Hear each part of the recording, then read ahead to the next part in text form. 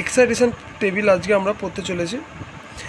Excitation table পড়ার আগে আমাদের এসআর ফ্লিপ ফ্লপ সম্বন্ধে, ট্রুথ টেবিল সম্বন্ধে একটু জানতে হবে।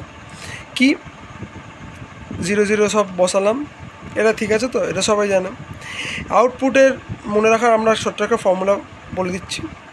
যা ইনপুট দিয়েছে এখানে, প্রিভিয়াস আউটপুট তো একটা আছে, সেটা তো এখন ইনপুট হিসেবে যাচ্ছে। তাহলে এখন যে ইনপুটটা দিয়েছি সেই ইনপুটটা এখানে লিখে দেবো, তারপরে 0 বসাবো দুখানাতে, তারপরে দুখানাতে 1 বসাবো, বাকি দুখানাতে ক্রস বসিয়ে দেবো। কারণ স্পেশাল কেস এটা হচ্ছে ফরবিডেন স্টেট বা হোল্ডে রাখে, 0 0 থাকে, কোনো আউটপুটে নির্দিষ্ট কোনো নেই, তাই জন্য আমরা একে ক্রস বসিয়ে দিই।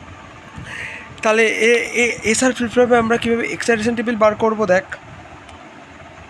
Qn-1 Qn SR excitation table বার করছি তো আমরা।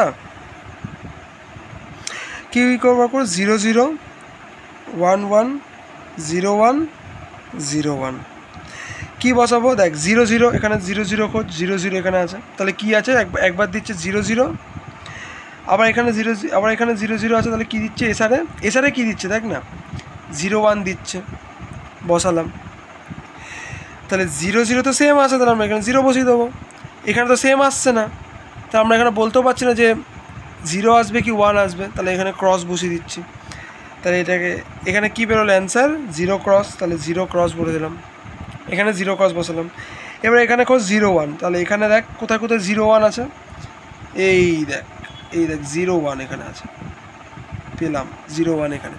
করসপন্ডিং কী আছে এসআর আউটপুট কী দিচ্ছে 1 0, তাহলে আমরা এখানে 1 0 বসালাম, 1 0 দিলাম। এখানে কী আছে 1 0, কোথায় খোঁজ, এখানে 1 0 কোথায় আছে বল, এই দেখ 1 0 দেখতে পেয়েছি। করসপন্ডিং এসআরে খোঁজ কী আছে 0 1 আছে, তাহলে এখানে বসিয়ে দেবো 0 1 1 1, কোথায় কোথায় 1 1 আছে, এই দেখ পেয়েছি 1 1, আরেকটা কোথায় 1 1 আছে, এই দেখ 1 1। তো এখানে কী আছে 1 1-এ একবার আছে হচ্ছে 0 0, একবার কি আছে 1 0 1 0। দেখ এখানে কি আমরা বলতে পারছি আউটপুট 0 না 1 হবে না, তাহলে ক্রস বসিয়ে দিলাম।